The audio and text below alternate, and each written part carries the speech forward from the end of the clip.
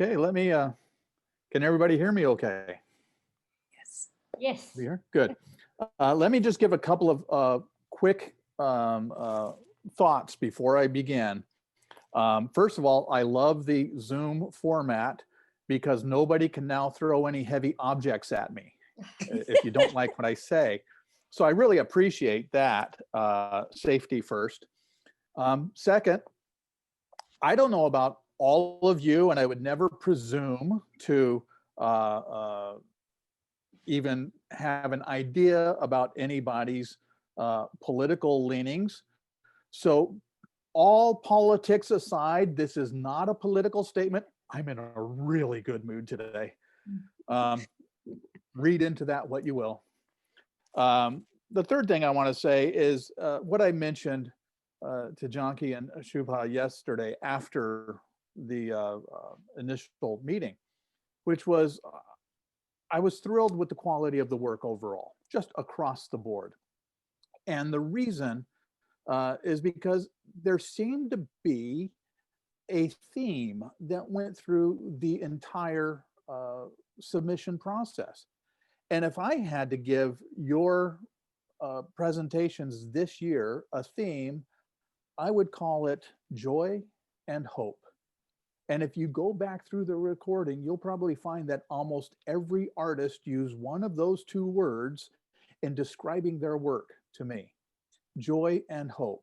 And right now, during this time of COVID-19, we need joy. And right now, during this time in a very divided America, we definitely need hope. So I think that you as artists stepped up to that perhaps unwritten theme, but I appreciate that. The other thing I want to say is that jurying an art show is always a curious kind of proposition. If you get three different jurors, you're going to have three different slate of award winners. Absolutely. Sorry, this is very interesting. I Yes. think I want to go Facebook Live with this so that others can see. So Certainly. Yeah, okay. Just give me I'll wait till you do that. Yeah, okay. You'll have to repeat yourself.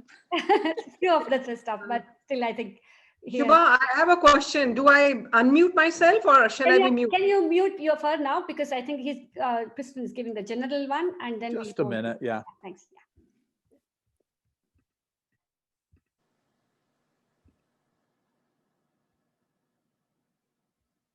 This is the advantage of being in Zoom, so we can record everything and play back. So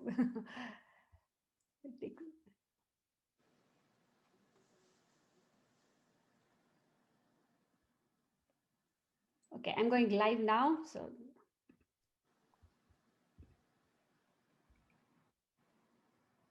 there we go. I see that we're live on Facebook now. We are recording. So let me back up just a bit, talking about what it means to jury an art competition. No matter what anybody says, it's very subjective. I know some jurors will say, no, I would pick the same slate of award winners now as I would a year from now, given the same works. That's not true. How I respond to artwork may change depending on what's going on in my life. So when you present work to be juried, you're not only presenting your ideas, you have to contend with the ideas, the preconceptions, the emotion of the juror as well. And that can change at any given time. So the reason I always like to give that explanation is because when the awards are announced later on, some of you may think, well, why did he pick so-and-so? Or, gosh, why wasn't I picked? Or perhaps somebody's going to get an award and say, wow, I didn't see that coming. It's not entirely subjective, but it is partially. So what I want to tell you is that if you're not one of the ones picked, it's not a commentary on the quality or the validity of your art. You've already done the single most difficult thing an artist can do. You may think it's difficult to create the art. That's a technical issue. The most difficult thing is putting your art out to be seen. Unlike other products that are created, if you build a bookcase and you build 1,000 bookcases and you sell them through a business, that's a product. What you are doing is not creating a product. You are putting out a little slice of yourself. And that's a very, very difficult thing to do because you're exposing yourself to the public. You're exposing yourself to others. Now, if you're just producing decorations, maybe not so much. But if you're producing ideas, if you're portraying ideas, then you're revealing a bit of yourself. And as we all know, that can be fraught with nerves, with anxiety, with trepidation. So I congratulate all of you because by merely putting your artwork out here for all of us to see, you've already done the most difficult thing. So that's my first critique, and that goes for everybody. The last thing I want to say before we jump into the individual critiques is in the form of a question. Why does art matter? There's a lot of answers to that. That's not the same as why or how is art used. Art can fill many roles. Art can be propaganda. Art can be decoration. Art can be a conveyor of ideas. Art can be documentation. Art can be commentary. It can be any of these things. But why does it matter? Art matters because it shows us how we matter. And the more that your art can convey or respond to that question, the more important, the more powerful, let's say, not important, but the more powerful your art will become. So as we go through this process, that's always in the back of my mind. How does your art show us how we matter as humanity?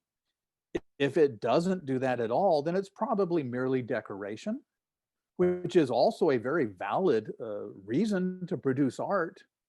But will that go down in the history books as an important work of art? Every important work of art in art history shows us in some way how we as humanity matter. And so with that in mind, I think let's jump into the individual critiques. And if you, Shubha, if you can give me the first images, I'll be happy to give you my feedback.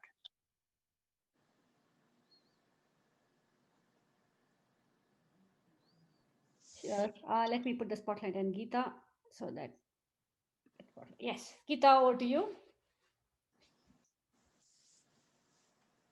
Geeta, you're on mute. Sorry. Yeah. Yeah. So I have this piece which I made it by, like my son and my daughter-in-law, they were going for a Mexican party and they were dressed up in that particular dress. And they made a little pose of how, they will dance in the party. So taking that pose in my mind, I made this painting. So like this is dance, the Mexican dance of hats. So my daughter-in-law didn't want to put the hat. So she said, no, I put a flower. So that was the main theme behind it. So just, happiness, celebrations. Okay, so here's where I'm thinking. I also have, by the way, pulled up next to your image, I have pulled up the screenshot that shows all three of your entries with the titles. So I want to address a couple of pieces in tandem. You have this wonderful piece of Fiesta, which conveys the sense of the celebration, the dance. You can almost hear the music, the vibrant, bright colors. All of that is really, really wonderful. And so that's a very good thing. But I want to contrast that with the piece that you have changing colors of Bosnian countryside. Yes, yes. Which is a delightful, almost fantasy-like landscape, or let's call it a village-scape, because you've got these wonderful vistas of villages and you can see a road traversing through. That to me is more in your strength area. This idea of memory. And as I recall, you talked about this being a painting of a memory of this. Yeah, actually we lived in that area for 4 Yeah. years. So, you know. So here's what I see in this. There's a road going through it. I see a progression of the building in the front, the series of small buildings in the mid-range, and then in the very back, you have this almost castle-like structure. To me, that's much more intriguing because it draws me in. The Fiesta, though it delights me because I see it, and frankly, it calls to mind some wonderful memories of when my bride Kay and I went down to Mexico and had some wonderful dinners and the Fiesta and everything else. So it does evoke memories, but it doesn't draw me into it. I feel like I'm more of an observer of this, which again is very valid, but I like to be drawn into the work. Now, this changing colors of Bosnian countryside, that does just that. And what I really like about that painting in particular, I talked about consistency yesterday. This is a very consistent painting. There we go. Within the painting itself, I don't get any sense of, well, I'm going to be hyper realistic in this area, and then I'm going to go into abstract and then go into some kind of middle area in the back. You're very consistent in every plane of the picture. And that's a very good thing. So what I would encourage you to do is look more deeply into why is that painting so successful? You know, what works about it? What evokes your memory? Now, I don't know about you, Geeta, but my memory is not photorealism. My memory is dreamlike. My memories are fantasy-like. I certainly color my memories with my emotions. And that's what this painting does. So I would like to see more emotion as you're portraying in this painting. And as opposed to the other painting, which seems to me, even though it's slightly abstracted, which seems to be more documentation of a particular kind of an event, even though you changed it. So overall, I would say very well done. You've got a brilliant color palette. You're very good at that, and portraying memories. That seems to be your strong area. Thank you so much. Thank you so much. Sure. Thanks, Preston. Thanks, Geeta. Thank you so much. Thank you for your opinion. Yeah, next we have Anandi. Next artist is Anandi. So you can share. So I couldn't share my screen, so let me share. Oh, you're not able to share? Yeah, sure. Let me try because I have to be allowing everybody to share. Otherwise, I don't. Since what is the option? Do you know what option I should do for?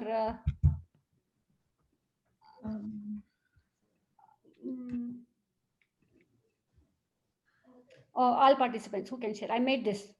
Okay. Okay, now you can share.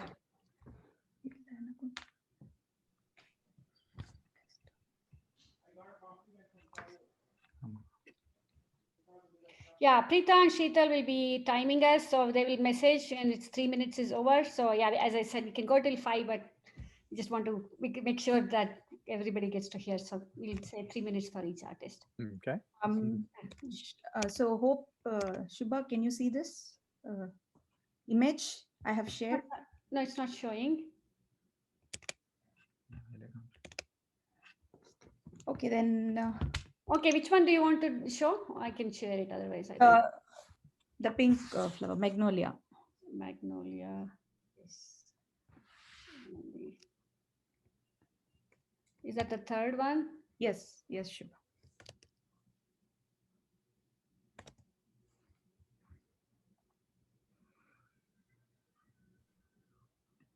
Yeah, we should make it quick next time because you should have been able to.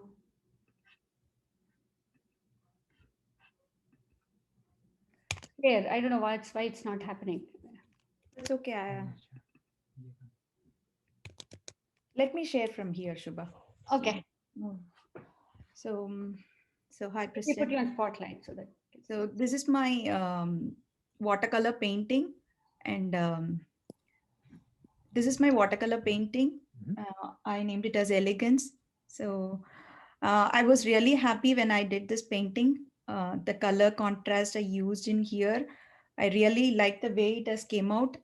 The one in uh, the two flowers which are focused and the blurry background. Mhm. So I want to know the critics for this painting, Preston. First of all, I love florals. I always love paintings of florals. Um, and this is really delightful. What I see about this that intrigues me is not the realistic big flowers in the very front, but the flowers behind this seem to be floating in midair. Um, I know that if I zoom in, I can slightly see the stalks of the flowers, but I like this floating ethereal quality. I think that you could even push that further to make it even more dreamlike. Now, I notice that this is in the category of realism, and indeed it is, but this could easily be pushed even further into a, I'm not going to call it a surrealistic image, but a more fantasy-like image. Now, let me contrast this with another painting that you did, The Pearls of Pomegranate, where you have this wonderful pattern. Now, if I look at that, there it is up above behind your head. Now, if I look at that, you have this very realistic portrayal of a pomegranate, and you have a very realistic portrayal of the pattern on the tablecloth beneath it. However, that being said, that realism, when you look at this overall, very kind of busy pattern, it becomes almost abstract. And it's very rare that you see something so realistic look abstract. You see it most often in photography, where a photographer may take a very close-up shot of, say, a rusted metal door or something, and you see that little cropped close-up, and you think, what is that? Well, it's very, very hyper-realism. But you are able to push it into a more fantasy realm. So when I look at your painting Elegance, I would like to see even more of that. And what would those floating flowers mean? Right now, they're grounded. You definitely have a horizon line down the middle, green on the bottom, blue above, which is indicative of a landscape. Even though it's still abstracted, it's not completely detailed realism. So I would like to see you take that and experiment and push it even further. What if those flowers became floating symbols? And what would they symbolize? Are you painting just a flower, or are you now painting orchids or these flowers in space, in an undefined space? I don't know, but I would like to see that. This is one of those paintings that makes me want to see it pushed to the next step. All in its own, it's excellent. It's a good painting on any merit, but it makes me wonder what you do if you say, okay, I'm going to abandon the idea that this has to be grounded to the earth. Yes, it's a flower, it grows from earth. But what if the flower becomes something different? What if it becomes something that talks about our place in the cosmos? Just to throw out one idea. So that's what I'd like to see. I have no commentary about what I would do, technique-wise. I think your technique is just fine. Certainly when I look at the Pearls of Pomegranate, the realism technique, your ability to capture intricate designs and your ability to carry that intricacy all the way to the edge of the paintings, that's very good. There's nothing more to say about that. Okay. But let's see what you can do. Okay. Sure. Thank you so much. Yeah. Next is Susan. Susan, let me.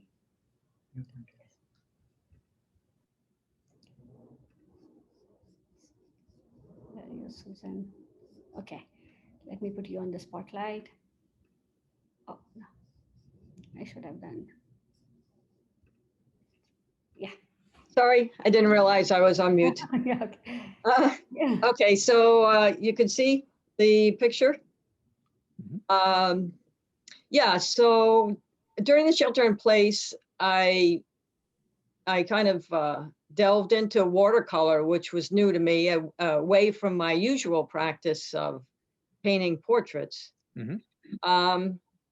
And you know, I think this is just a personal meaning to me. I like the Athena figure. It's actually, I had purchased an Athena figurine from Greece a couple of years ago, and I used that to help sketch this drawing.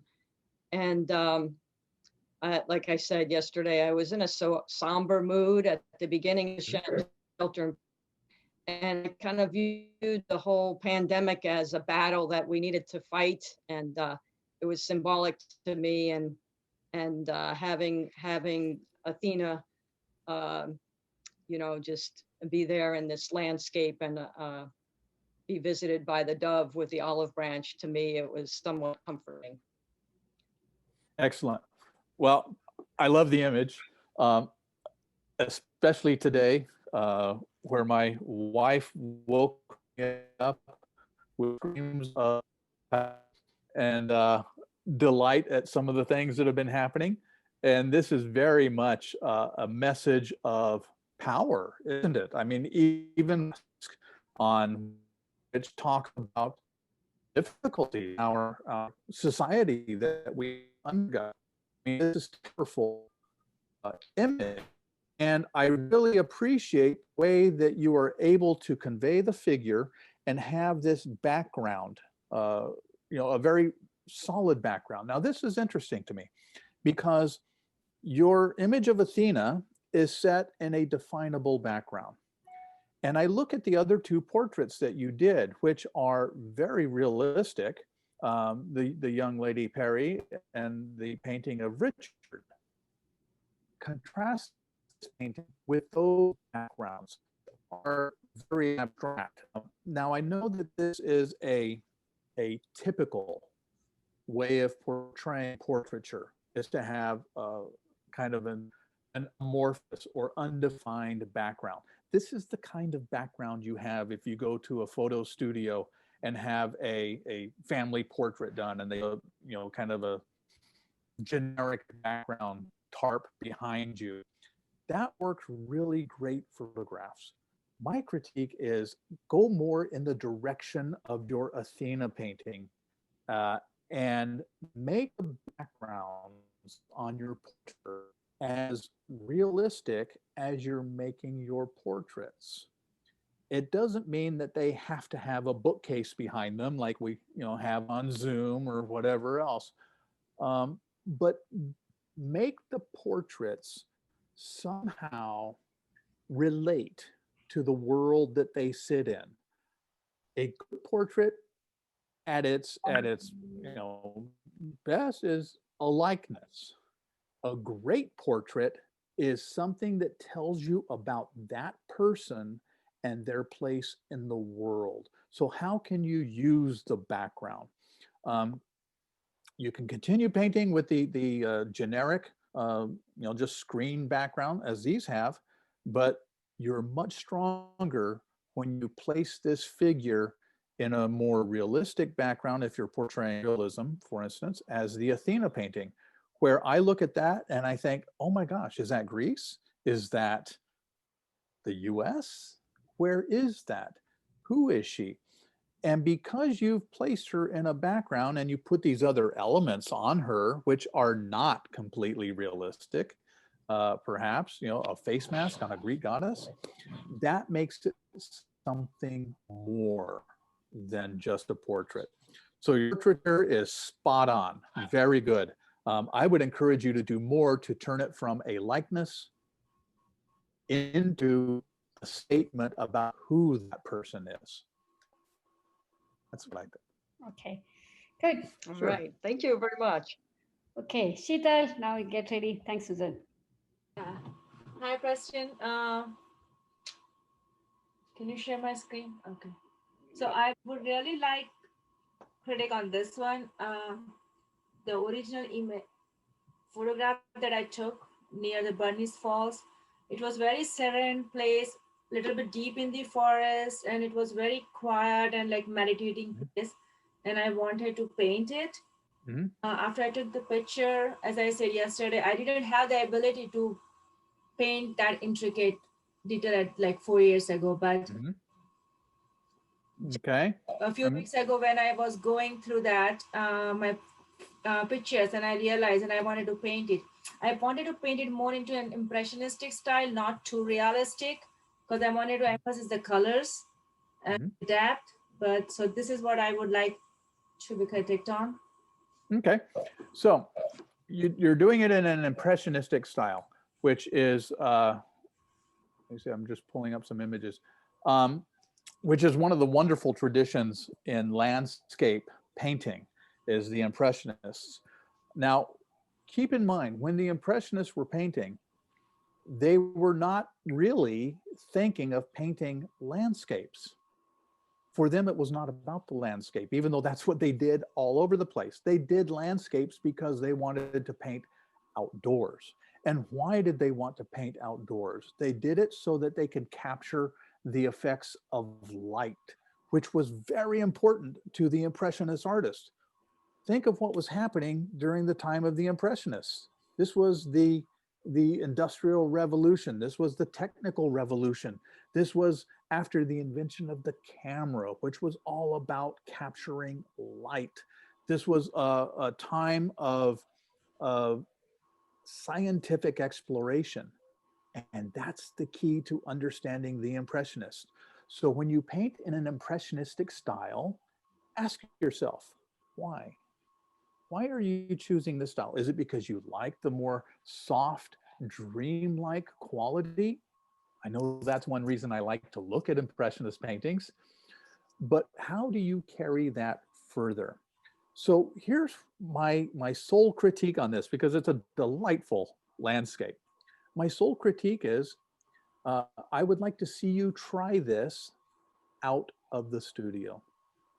I would like to see you do this painting or another landscape painting outside and explore plein air painting. You clearly have an eye for composition in a painting. This is composed beautifully.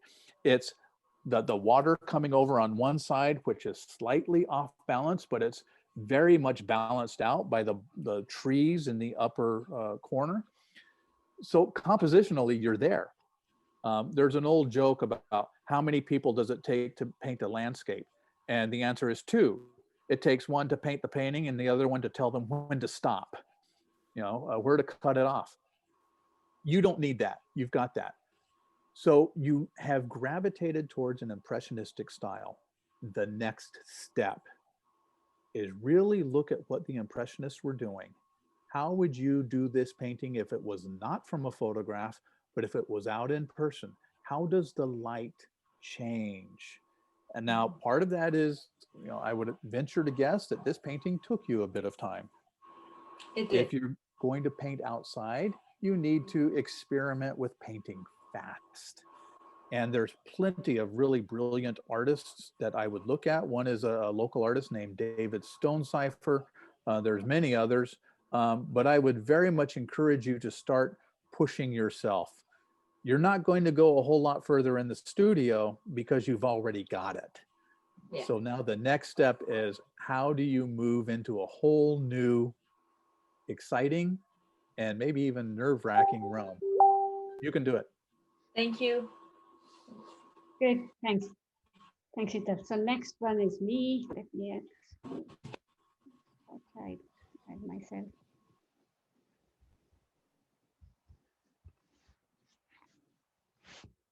Okay, yeah, I would like to get the critique on this painting.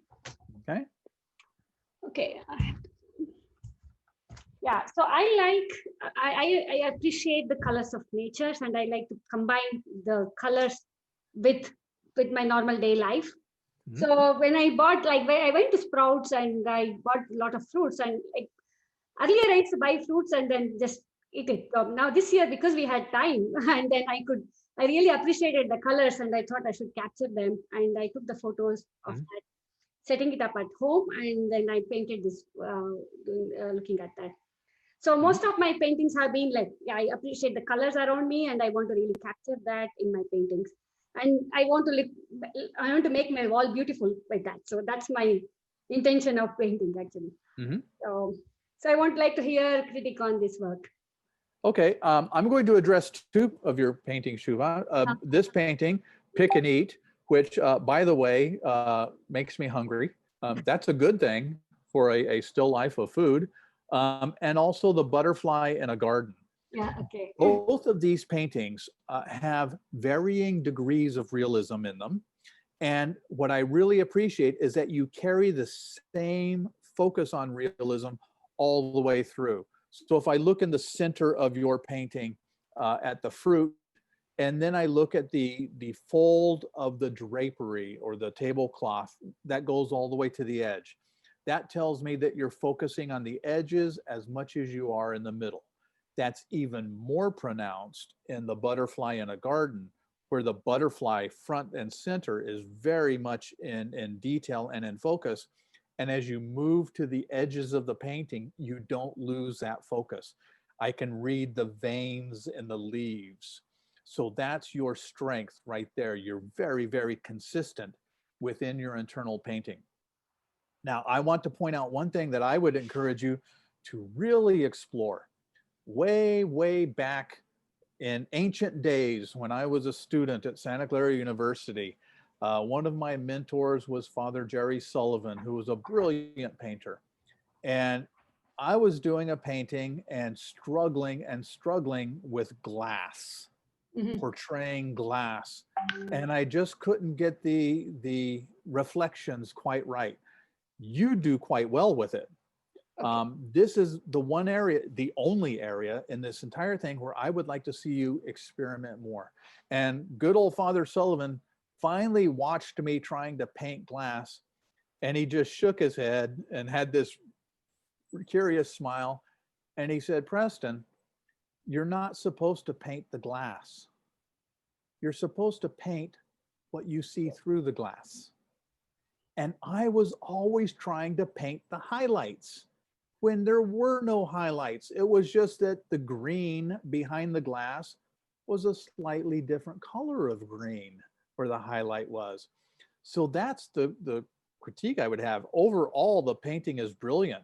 But I definitely see the white highlights on the glass.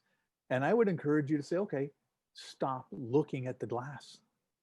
Look at only what's behind it. There is no glass.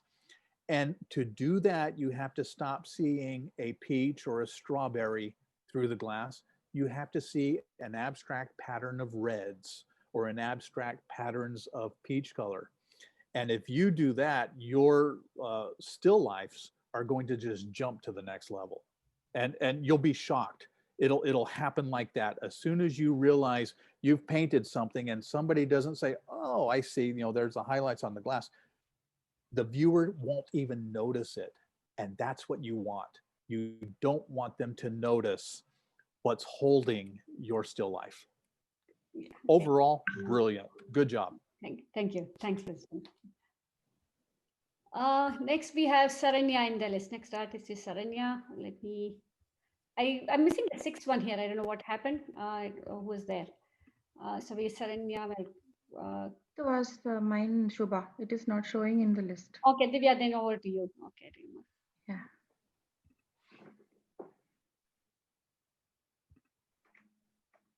Hi, Preston. I would like to hear a critic about this painting. Okay, I can barely hear you. Are you still?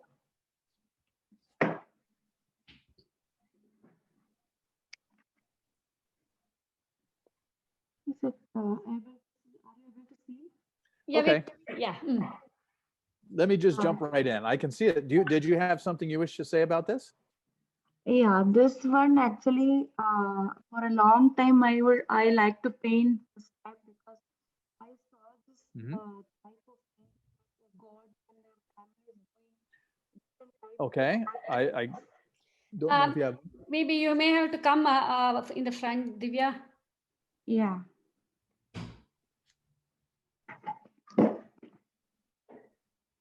So when like from my childhood, I used to see like a lot of paintings on the walls of temples, like different gods doing different activities in their houses with their families, like dancing or doing some other sports or like enjoying music, playing music.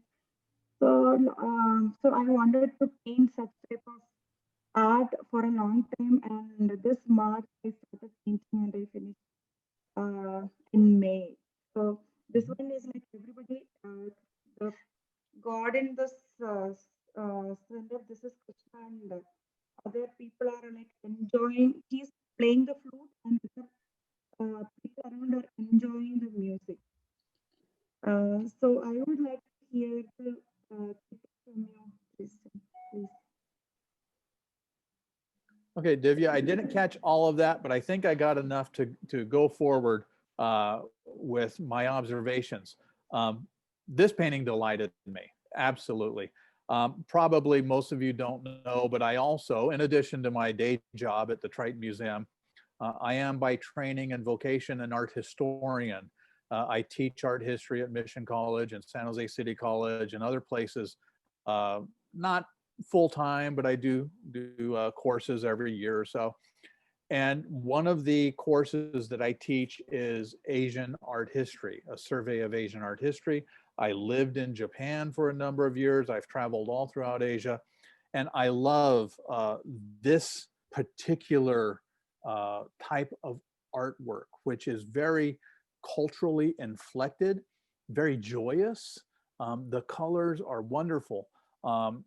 And so on this, I would say that you have your foot very firmly planted in your cultural traditions. And this is because of the way that it's presented with these wonderfully vibrant colors.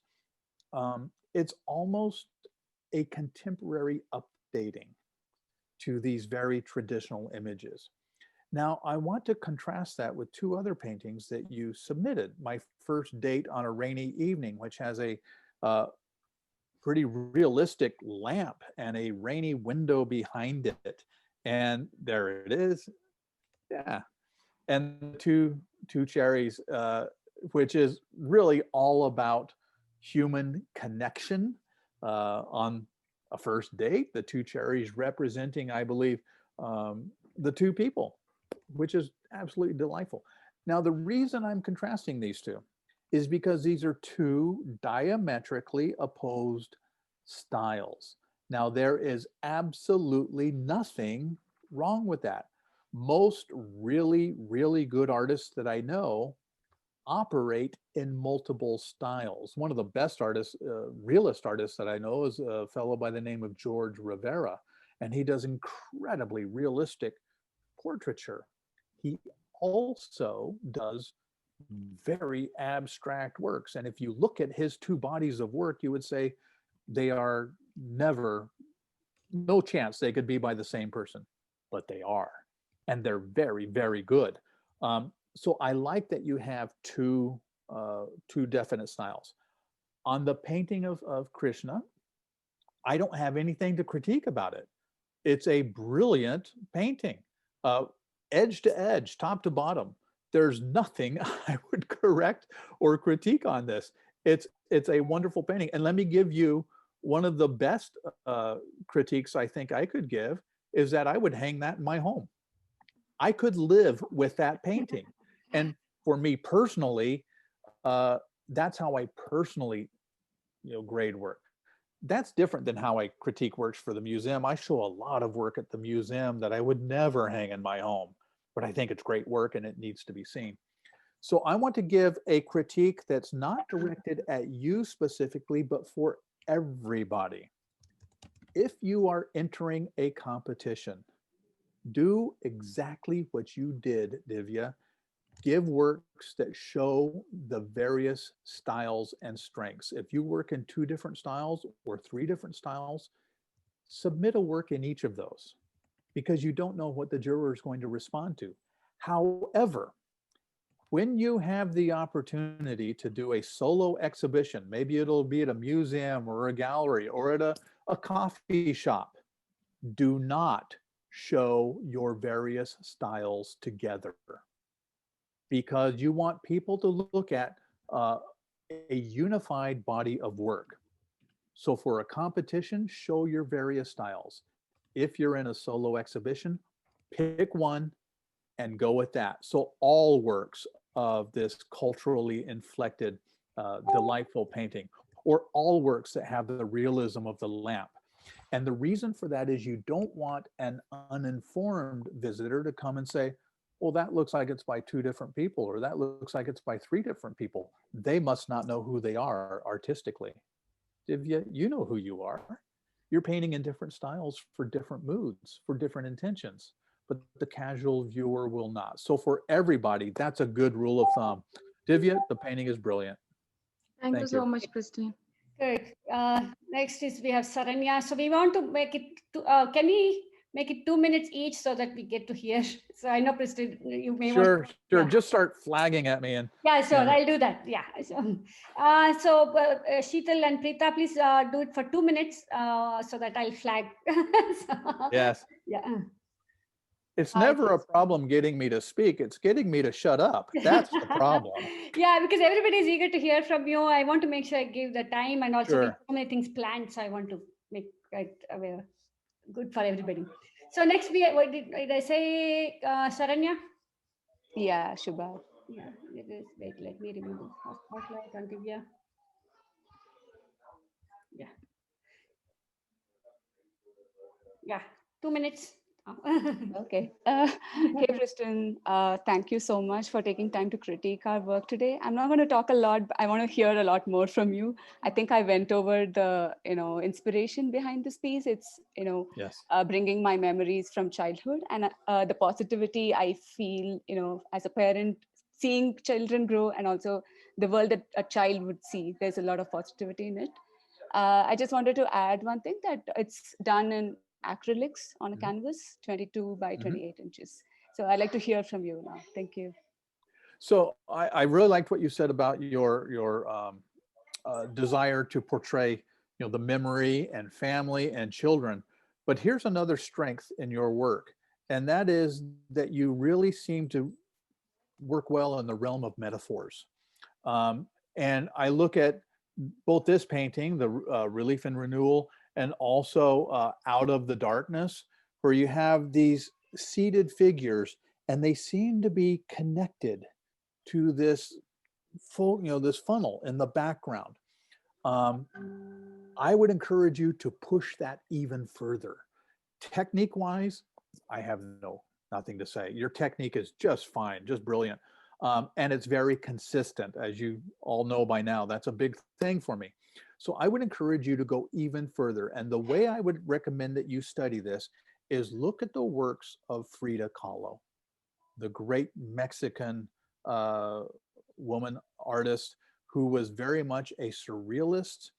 And the painting of yours, especially Out of the Darkness, seems to have that same strength, that same ability to say, I'm going to create these realistic yet not completely realistic images that somehow connect to one, there we go, that somehow connect to one another. That's an area where I see you could have a whole lot of growth. Technique wise, you're right in the pocket. You're doing just fine. Now you can look at how others have used this kind of surrealistic quality, this memory, dreamlike quality, to convey ideas. Frida was talking about social issues. She was talking about emotional issues. She was talking about love. She was talking about her connection with other people. And that's an area where you have just huge potential for growth. So well done. Cool. Thank you so much. Did Thank you it so in much. 2 minutes. Great. Thanks, Preston. So we managed. So thanks, Aranya. We have Janki is the next one in the list. What do you, Janki?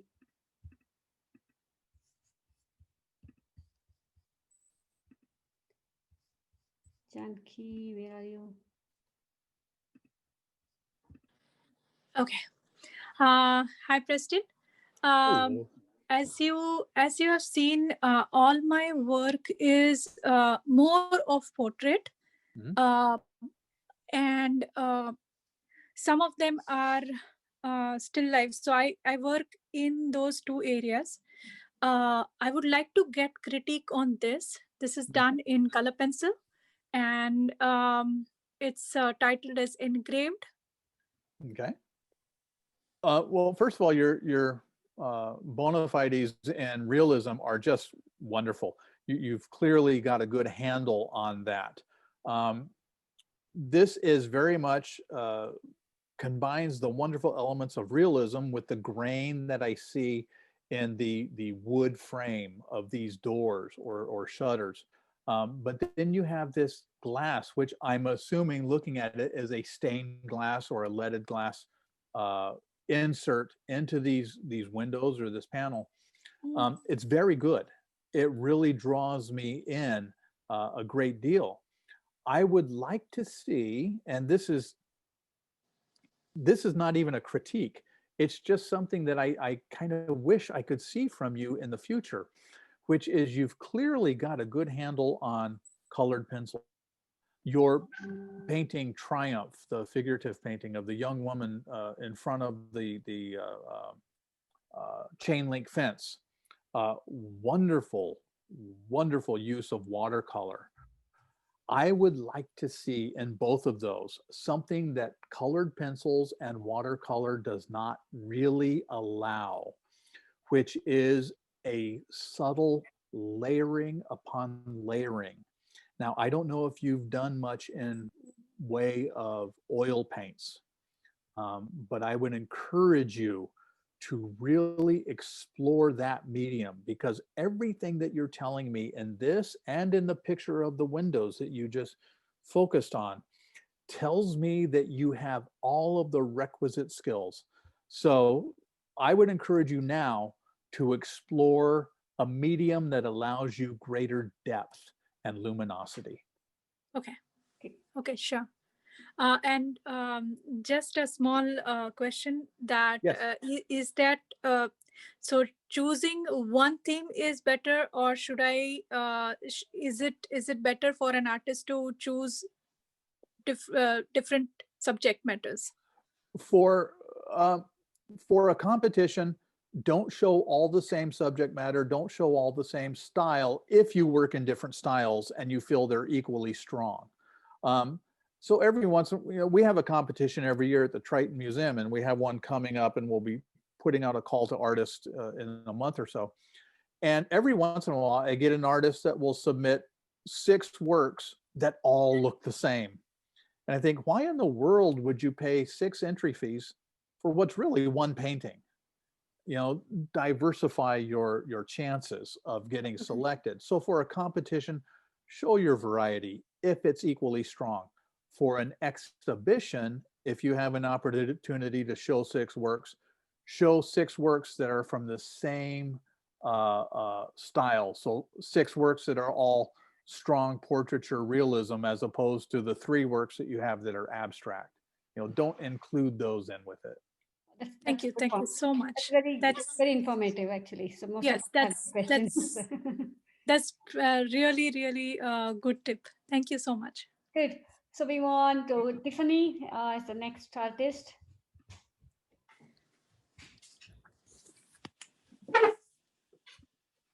Alrighty, I'm gonna go ahead and share my screen. Let's see.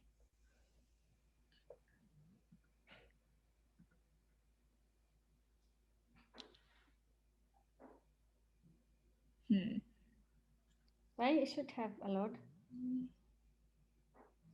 I have allowed everybody. Oh, okay, can you quickly show your as is, because Trying to, but it's not quite working. So I think there's a Zoom setting that's an issue. But you can see my work. Can you bring it closer, Tiffany?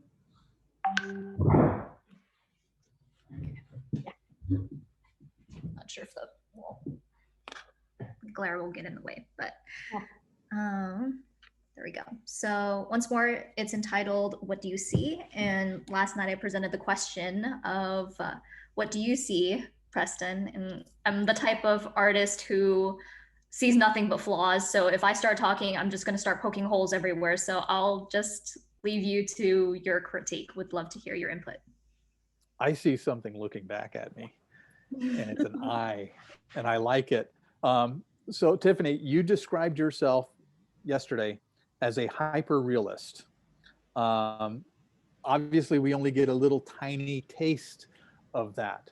Now, if you're going to be a hyper realist, you have to be very, very consistent. And for this, I would like to, first of all, the drawing that you submitted is excellent. Just really, really wonderful. You've got great skills with graphite. So I wouldn't worry about that. You know, obviously there's a lot of things that you can do to explore different techniques within a particular medium. But if you're going to focus on hyperrealism, I want to see consistency throughout, which means when you have the eye, I would like to see another part of the face. I mean, I like these little snippets. Those are nice little studies. But if you're going to be a hyper-realist, give me something that really shows me the realism of this world.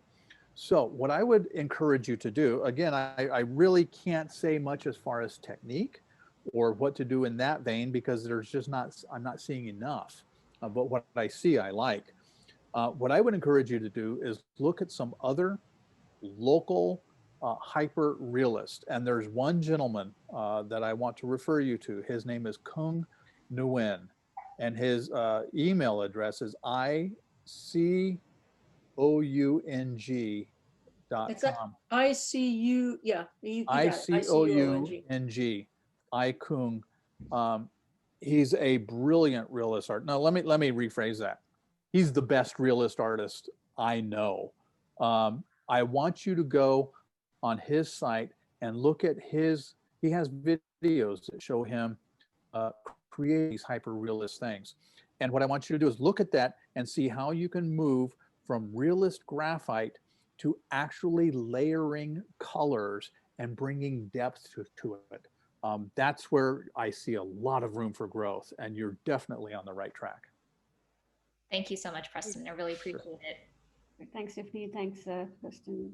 Next one we have is Anu Altanen. And after Anu is Psychic, so you can get ready after her. Hey. Hi, Preston. Hello. Sorry, I got too emotional yesterday. Something happened, I don't know. But I want to get critique about this this picture. It was about Finland, kind of springtime in Finland. I put a lot of emotions in my pictures, like you see, it happens. And I like to paint nature. And this was about the spring, kind of my memories about the spring kind of birch forest in Finland. Yeah. And I tried to get the kind of the colors and the kind of feeling, kind of misty morning. So I would like to get your critique about this picture. Okay, my first critique is that you should never, ever apologize for showing your emotions. Thank you. I was actually very touched by that. So said and done. As far as the critique on the painting, let me ask you a question. When is a landscape not a landscape? Actually, I think I put this to the wrong category. No, I think it was just fine. I'll answer the question, my own question. A landscape is not a landscape when it's a metaphor. Yeah. Now you portray this and it's very much a memory. That's not the same thing as a metaphor. Technique-wise, I love your paintings. You are a perfect example of two skills in two different bodies of work. You have this wonderful, slightly dreamlike realist landscape, and you have the abstract piece that you did in the 2020. Yeah. Two complete different styles, Mhm. both very, very strong. In a competition, you want to enter both. In a show, you would want to focus on one body of work or the other. Now, as far as the spring morning, when is a landscape not a landscape? When it's a metaphor. You're very good at painting the memory, but that's your memory. How am I, without hearing you, without hearing your emotion, without hearing your description, how am I to feel that memory? Right now, you know, had you not described it, I would look at it and say, that's a beautiful stand of trees, but I wouldn't have felt it. I feel it because you were able to articulate it, but you're not going to be there standing by your painting for every person to see it. So how can you draw me in to feel it? Turn it into a metaphor. Now, if you look at the landscapes of, say, Vincent van Gogh, and I'll give you one painting in particular, Wheatfield with Crows, one of the very last paintings he ever painted in his life before he took his own life. In that painting, you have this wonderful landscape of Wheatfield, but you also have this path that goes into it and cuts off in another direction. And every path ends in obscurity, and you're drawn into it and you're thinking, which path will I take? And all of a sudden, I'm in that painting. I want to be in your painting. That may be with a path. It may be by inserting a figure. It may be by taking one of the trees and making it dead. You know, look at the landscape tradition in America, the great landscape tradition, and there would always be a lightning blasted tree, which represented not a dead tree, but the transience of human life, transience of our time here. And it did delve with memories. So you've got the landscape part down. Explore the metaphor. You can do that. Bring the viewer into your painting, whether it's, you know, by inserting something that literally draws them in, like a trail, or changing it so that there's something different about the stand of trees, one tree that's dead, or a figure, or any number of things. But I would encourage you to really look at the landscape artists of old and figure out, why were they not just painting a landscape? Okay. Brilliantly done, though. Thank you. Good. So next we have Psychic. Oh, yeah. After Anu, did I say Sriharsha? I think it's Psychic actually in the list. We have Psychic. Okay, yeah, thanks, Shubha. And hi, Preston. Hello. We really love all the comments you give. So yesterday I presented 3 of the color works that I have done, like those were the junk-eared, the red vintage, and the door, the blue door, which is like I have termed as the lockdown blues. If you can see, so this is the one. So what I wanted to know in terms of consistency and the composition, what is your overall ideas where I'm missing something, where I can work on? And I would like to get a critique about this one, which is the blue, like the lockdown blues. What do you think about this? I love this piece, the doors. This is a great example of, when I said in one of the earlier critiques, talking about realism, and sometimes a photographer will take a photograph of, say, rusted metal, and all you see is all the pattern of the metal, the rust and the metal, and you don't know, oh, that's really a close-up of a tiny, 1-inch portion of a rusted door. It becomes this wonderful pattern. That's very much the feeling I get with Lockdown Blues, this drawing here, where it doesn't matter that they're doors. What intrigues me is that you were able to focus on this wonderful decay that these doors have undergone. Now, this is a great example of what I'm talking about, where it enters the world of metaphor. Because here's what I see. Maybe you intended to just say, well, this is a really interesting little shot of these decayed paint peeling doors. What I see is us, humanity. Excuse me, that wasn't a COVID cough. That was choking on my own thing cough. What I see is this wonderful little slice of humanity, the paint peeling off, people aging, life aging, the world aging. So my critique for you is continue to push that, explore the colored pencil medium even more, and eventually start looking at other mediums as well. Really, you have Okay, just so yeah, I actually am a charcoal artist, so color pencils is something that I'm exploring very recently. So yeah, So my critique for you is that I don't see you needing to grow to the next level. I see you expanding your abilities to other fields, other areas. Good. That's okay, good. sure. Thank you so much. Sure. Good.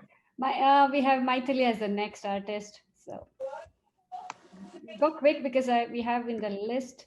And I also make sure we give time for Preston to rest, actually. So I'm fine. I'm choking, but I'm fine. Hi, Preston. This is my acrylic art, 18 by 24 inches. I named this Invisible Killer. Yes. This idea came from COVID-19 victims in New York and mass graves in Hart Island, and also unclaimed bodies in Hart Island. In that moment, really, I felt very sad and I wanted to paint about that scene. Mhm.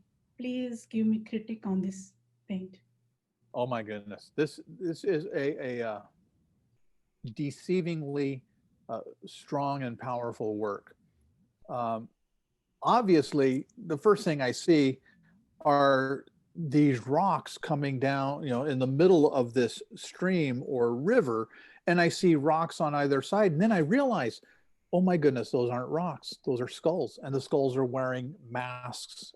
And it really drives home, the dangers that we live in. And then you hit me over the head with the foreground, which I completely noticed. That's the third thing I noticed. This, crocodile and the hands flailing up in the air. There's a very famous painting by William Mallard Turner called The Slave Ship. And it's based on a true story episode where in the 1800s, a slave ship had to throw overboard its cargo, and its cargo happened to be living human beings. And in the foreground, one of the last things that you see in this painting are hands and legs sticking up in the air. And it's heart-wrenching. So while this is very overt in its portrayal, I mean, you don't have to be a genius to figure out, oh my gosh, the crocodile, the hands in the air, the skulls with the mask on. We're in perilous times. We're in dangerous times. But you are able to evoke that. I would like to see even more, but where I think the strongest part of your painting is in that third thing that I see, the hands raising up in the air. And it's strong because you did not overplay it. It's strong because it's subtle, and it's one of the last things that I see. So well done. Thank you so much for your painting. Thanks, Maithili. Sriharsha, you're next.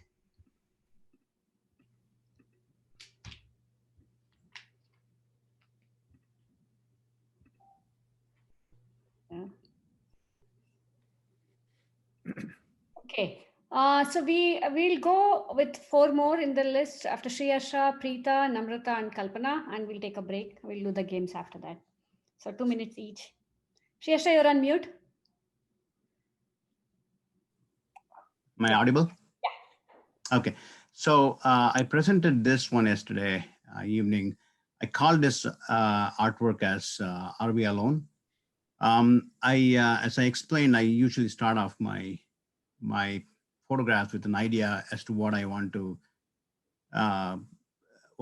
see rather than what is available for me to photograph. Mm-hmm. So this is a cave in Devonport, so sea cave. And I wanted to use majorly simple color, keep it very simple, minimalistic approach, and used very color palettes which are very uniform across the cave pattern here. And I used the white light on the ocean side and then the Milky Way behind it to see that if there is no light from the sun, there is at least a light from Milky Way for us to wish for. So just as a photographic technique to give the depth, I used the light trails while I was walking back from light painting the ocean. So my other works were also of the same principle, that I start off with a blank or a black screen, and build the layers and layers upon it. So that's my, I would like to appreciate, I'd like to get some comments from the judge. So thank you. Sure. My first critique is not a critique about your artwork at all, which, by the way, is brilliant, absolutely brilliant. A lot of people think, oh, photography, it's so much easier than painting. You point and click, or, oh my gosh, it doesn't take nearly as much time as a sculpture, so maybe it's just. That's not true. As someone who has taken thousands of really bad photographs, I know just how difficult truly brilliant fine art photography is. And you are there, my friend. You are a brilliant, brilliant fine art photographer. That being said, the white text across it, which is your promotion, the fine arts photography, get rid of it. No, I didn't put it in the artwork I submitted. I just put it here. It's here. Yeah, it's not there in the. I would get rid of it for any showing, and that's not a critique against your art. That's just something that I would just say anyway, because the first thing people are going to notice is that, and you want them to notice first this absolutely brilliant photograph. As far as critiquing it, there is none. This, and even more so your photograph Passions, which is the two silhouetted figures on the sand dunes. That photograph in particular is one of the most perfect fine art photographs I have ever seen. That's my critique. That's good. Yeah. Thank you very much. So, Appreciate it. good. So no more critics for you then. So see, Harsha, we move on. So good. Thank you. Good. Thanks. Because I want to make sure we have 4 more covered so that we can start the game. And Preeta is the next artist. Hi, Preston. By the way, I was also a student of Santa Clara University.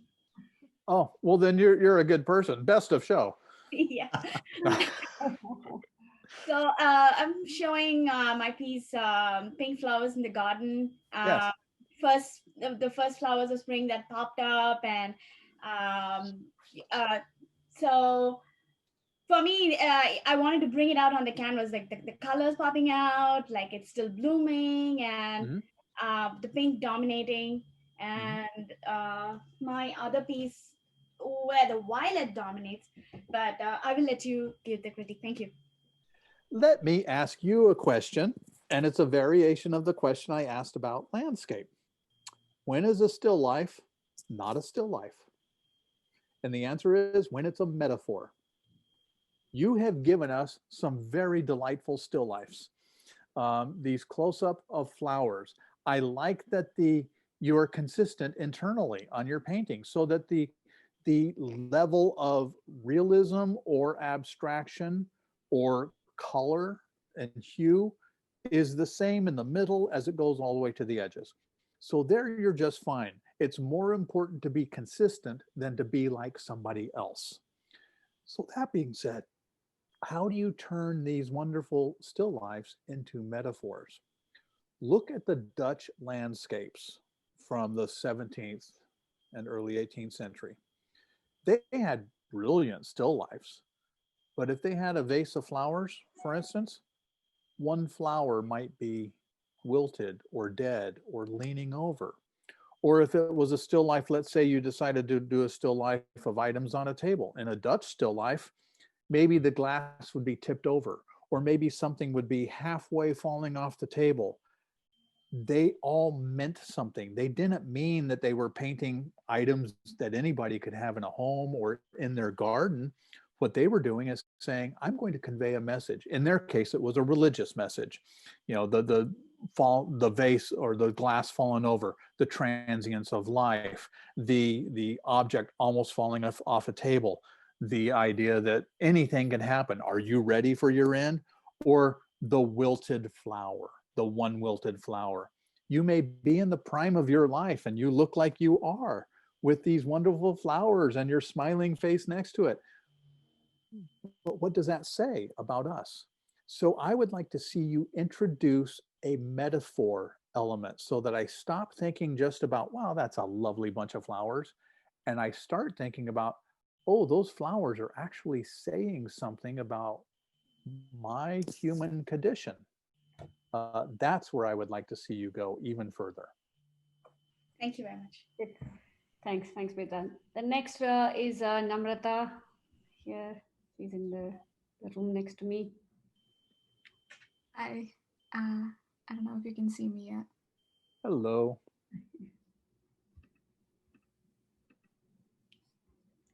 Yes, yeah. Okay.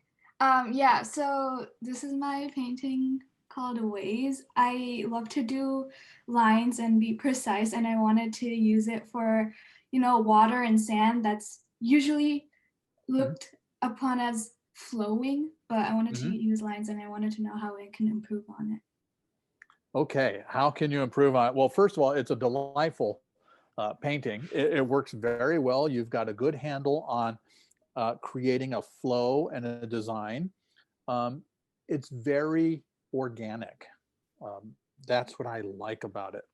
So what I would suggest to you, if you want to move forward with this type of art, look at the artists of the Art Nouveau, French, and then eventually American artists, mostly a lot of European artists for the most part, that took organic shapes and designs, and they made these wonderful flowing patterns, and they were inspired by Japanese printmaking.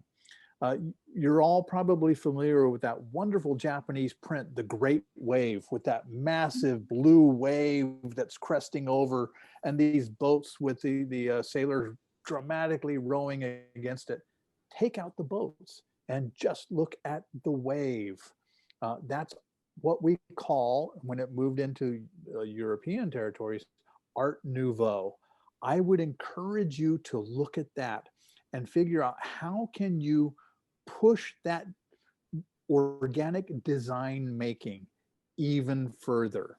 So that's really my only critique about this, is I would like to see more. I would like to see it more intricate and more flowing, and really talk about the connection to nature. I get a sense of it here. I think you can push that even further. Great. Thank you so much. Thanks. Moving on is Kalpana. So we take Hi, Preston. Thank you so Hello. much. Hi. So I usually like to paint with acrylic paint, and I like to paint around like ancient architectures and old buildings and all. And recently I tried watercolor, and this is a Palace of Art San Francisco. And I would like to hear your critique on this one. On the palace? Yes, please. Of course, you can't look at any of these icons in our own backyard up in San Francisco and not have a happy face about it, can you? I mean, this is one of the wonderful vistas that we have. I think it's really, really quite wonderful. But here's what's interesting to me. On my sheet that I have that has all three of your images, right above that is the painting of the Ganesha. And you have, you know, this wonderful cultural icon personified, and it's really brilliantly done, just as the Fine Arts Palace. But here's what I like about the Fine Arts Palace, is that you are also drawing on what is truly a very Asian, particularly Indian or Pakistani tradition of these vistas. So when you look at temples, in India or Pakistan especially. And these wonderful Hindu shrines or later Buddhist temples. What's really lovely is they always took care to situate these buildings often in front of a reflecting pond. And so you had these very intricate architecture going up, and then it's mirrored down beneath. And you start to think, oh my gosh, what is the real image? Is the real image the hard stone building above? Is the real image really the reflected image? And isn't that at the very heart of Hinduism and Buddhism, to say, what is reality? Is all an illusion. And you have transformed the Palace of Fine Arts into a Hindu temple. And it's beautiful. And it makes me realize that this is not a painting of a location in San Francisco. This is a question. What is reality? What is the nature of existence? What is illusion? And these are all questions that we should be asking. When a painting raises more questions than it answers, that's a successful painting. Well done. Thank you so much. Good. Okay, with that, I think I'll start recording now. But what was the problem? What's the problem? I think everyone can share now. Can you see this one? No, we don't see that. Yeah, so. Yeah, now yes. Oh, now you see it. Yeah. Okay. All right. I would like, first of all, this has nothing to do with politics, Preston. Really? And also the fact that you say when in each painting there is a piece of the artist in there. Yes. That very well stated from where I came from, my country for the last 40 years, what's been through, and the relationship between this country and my country for the 40 years I've been here. My brain has been squeezed between the two. Hard for me to come up with something uppity, happy. So that's why I come up with these type of paintings to show my emotion from what I see, what I go through in my life. Yes. So, and I would like you to talk to me about what you think of this painting and if it represents a meaning. So I need to begin this, Hadi, with a little bit of a fair warning disclaimer. I became introduced to Hadi's work years ago at Mission College. He was in a competition at Mission College. He received an award at Mission College. And it was, for me and Hadi's work, a case of love at first sight.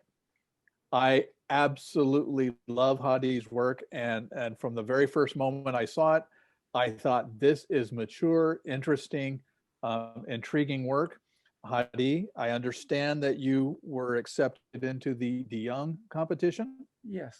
A huge congratulations. Thank you. That is phenomenal. And that is something to which all of us, I think, should aspire to get that kind of recognition. So now this is not to say that, to elevate you or your work above everybody else's. That's my personal response. I have responded to this very well. And let me tell you why. Because one of my absolute favorite artists is the great Mexican muralist Diego Rivera, and several of the other Mexican muralists. They were very much in the same vein. They load their paintings with symbols that relate to current events. They are sometimes whimsical. There's an element of realism about them, but by putting them all together, it's not realistic. It's very much fantasy oriented. But I see your strength, Hadi, as being right in the vein of Diego Rivera, and the Mexican muralist, it's almost as if you are a new contemporary incarnation Oh of my God, these thank you. great artists. But here's where I would like to see you push it further. One of Diego Rivera's strengths was that he spoke so well about his cultural heritage, because it was oftentimes himself inserted into the paintings. And especially one of his paintings is the history of Mexico, which is a huge mural that he did in the Capitol building down there years and years ago. It really talks about Mexico and Mexicans as a people, as a nation, as a race, as individuals. And I could see you doing even more with that and drawing the viewer in. Right now, I see this painting and I think, I know all of these people. I see the COVID, I see the Black Lives Matter fist up. I see, you know, the balance, the weights of justice. I see the crazy wannabe king. You know, I see it all. I see people voting with a COVID mask on. All of that is really great. I want to see even more of you. Who are you culturally? Who are you individually? May I cut in? Yes. Oh, please. Okay. Preston, you know the policy of the Iranian government. I come from a large family, and I'm the only fish that got away. And for me, I have a lot to say, but for me to paint that and show it, I'm thinking about my family. They get in trouble there because they cannot get me or something. Yeah. That's the only thing has stopped me, but I have a lot to say. I don't know how to approach that yet. Okay. Well, I don't have the answer to that, Yeah. but I will tell you when you figure out the answer, Yeah. You will go from brilliant work to important work that will survive time.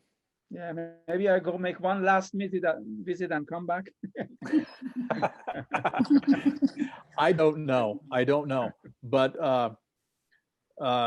the transition from really great work to important work is oftentimes a very tricky step. I think you can do it. I think you clearly understand the ramifications of it. Continue to explore it. That's where your growth lies, because you're not going to somehow learn a new painting trick that makes something look more realistic. You're not going to learn some new trick that makes you think, oh, I should introduce this fantasy element. You've got it. So, but this falls into fantasy. That's not strictly fantasy, but the fact that you put these different elements together, it's clearly not reality. You would never see all of these figures together in the real world. So fantasy, not necessarily dreamlike, but certainly it's all metaphor. Oh, okay. And that makes it very strong to me. Once you figure out how to introduce that one additional personal element that says, this is who I am, then I will be able to look at that painting and say, here's Hadi from Iran. And he's not only talking about the American experience, which is clearly fraught with difficulties, he's also talking about his personal experience, his family's experience in Iran. Because what's the next step? Once I do that, I can say, wait a minute, that's not different than my experience here, is it? It may be different in, the local politics, but in the human realm, I want to be able to look at it and say, I'm just like Hadi. I understand Hadi's emotions. I understand his thinking. I understand his concerns. Because here's what happens, Hadi. When I can look at your work and say, that's Hadi, and I can then make the jump to, that's me, then you as an artist and I as a viewer have just connected. And that is the greatest powerful tool that art can have. You're right there. Thank you very much. Thank you. Okay, great. With that, we need to close on this session. So thanks, Preston, for coming. Thank Hi, you. Sudha. I have a request. I had requested you in the chat if I could be included. I could not add my name to the list. Okay, you'll be the last because Frankie wanted to say something after Sarabjit.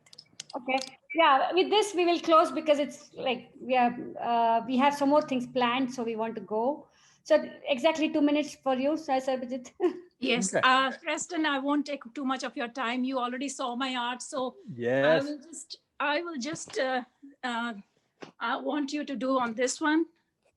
Okay. Yes. Mother Earth and COVID, it was a situation, a present situation also, but yes, thank you. Yes. Now, this is very interesting to me because you are doing very much what I was just talking to Hadid about, is bringing in a lot of your personal cultural inflections. And that's very, very interesting to me. Now, I'm just trying to pull up. I wanted to see your other drawings. Oh, there we go. Obviously, we appreciate your work. It's been at the Triton Museum. Congratulations. Yes. A great showing of your work. I find this very, very interesting. I like that it really plays with a lot of color and a lot of emotion. All of the movement that you put into your work, you can't ignore that. So when I'm looking at a work that is somewhat abstracted, I'm not going to say abstract, but abstracted, not completely realistic. I like to see elements that move me, even if it's just moving my eyes around in this vortex almost that you have, and then you have this sinewy element in the top, which kind of disappears up into the sky. That to me is very interesting visually. What I would almost like to see now is even more explanation of what is it I'm supposed to pull from this. And that doesn't mean, by the way, that you need to change the painting. But this is one last thing that this goes for everybody. Make sure that when you have a painting, you have a 1 or 2 sentence explanation of what I'm supposed to see. So that if you put it up in an exhibition, you can have a little statement with it and explain. Because let's face it, I'm not all that smart. I may not understand what you're trying to say. And so for all of you, make sure that you're able to articulate in writing as well what I'm looking at. You were very good at describing it verbally, when in yesterday's session, but you're not always going to be there. So one last parting message to all of you. Think about how you will describe your work in 1, 2, at a maximum 3 sentences for any given piece. If you have the opportunity, show that writing with it.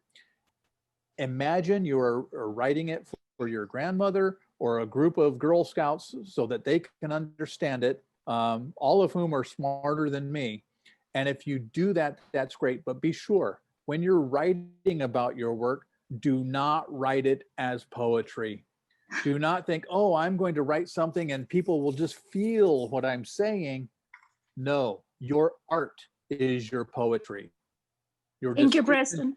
Thank you. And there is a prose. lot of symbolism in this artwork, that one, symbols, which I've explained on my website with a detailed write-up over there. Thank you. See, you know this. You know this, yes. Yes. Excellent work. Thank you, everybody. This is a delight. Thank you. Thank you. I would like to add here that Preston, thank you for your time and fabulous critique. This was not just a critique for us. This was a lot of learning.